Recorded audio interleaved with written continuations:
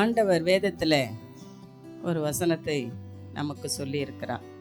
நாம் எல்லோரும் குயவன் கையில் உள்ள களிமண்ணாய் இருக்கிறோம் என்று ஆண்டவர் ஒரு மண் பாத்திரத்தை உதாரணமாக அவர் சொல்லியிருக்கிறார்.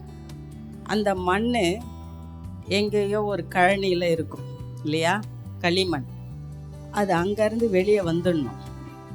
வெளியே கொண்டு வந்து நான் பணிக்கு போகும்போது அந்த வழியில் பார்ப்பேன். அந்த மண்ணெல்லாம் தட்டி வெயிலில் பதப்படுத்துவாங்க.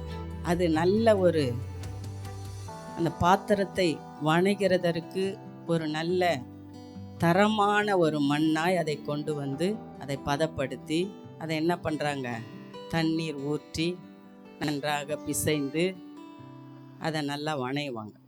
அது வணைந்த பிறகு நெருப்பினாலே சுடப்பட வேண்டும். தண்ணீரில் ஊறணும். அதற்கப்புறம் அது பதப்படுத்தப்பட்டு பானையாக ஒரு பாத்திரமாக வணைந்து நெருப்பினாலே அதை சுடப்பட்டு அது ஒரு பயன்படுகிற ஒரு பாத்திரமாய் எடுக்கிறாங்க இல்லையா. அதற்கப்புறம் மறுபடியும் அது அந்த கழனிக்கு போனால் நல்லா இருக்குமா? ஒட்டாது. அது செப்பரேட் பண்ணது அதுலேயே தண்ணி வந்தால் கரைஞ்சி போகிற களிமண் தண்ணி ஊற்றி வைக்கலாம், அடுப்பில் வைக்கலாம். அது நல்லா என்ன ஆயிடுது, பக்குவப்படுத்தப்படுகிறது.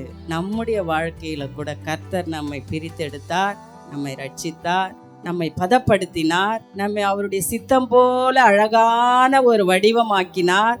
அக்கினி அபிஷேகத்தை நமக்கு கொடுத்தார், பரிசுத்தாவின் நிறைவை நமக்கு கொடுத்தார். இப்போ அந்த பாத்திரம் எல்லாத்துக்கும் ரெடி. கர்த்தர் நம்மை பிரித்து கொண்டு வந்தாரானால் அது மறுபடியும் நான் மண்ணுக்கு தான் போவேன்னா அதை உடைச்சி தூளாக்கி தெருவில் தான் போட்டுருவாங்க, உபயோகப்படாது. நம்மை ஒரு கனத்திற்குரிய பாத்திரமாய் கர்த்தர் நம்மை வணைந்து கொண்டு இருக்கிறார்.